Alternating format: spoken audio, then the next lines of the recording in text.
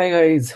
So recently I have completed my advanced safe practice consultant training and certification. So training I have done with LeanWisdom, and yes, it was a wonderful experience being with them. Attending any training, of course, it matters a lot.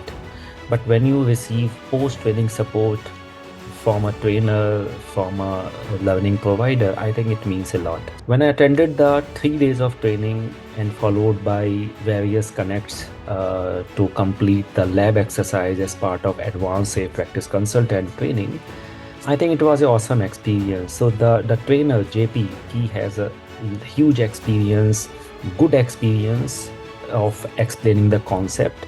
While he deliver the class, he makes sure that as a participant we understand the topic and self-reflection. So he give lot of opportunity to every participant to self-reflect.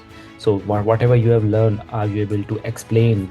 So it will be a self-reflection for each individual as well. After that, yes, when we gone through with the lab exercises, he was never in hurry. He was spending a lot of time making sure that each participant understand. I will recommend that especially those who are in SPC and they are looking to go for advanced SPC training, LeanWisdom and JP can be one of your choice.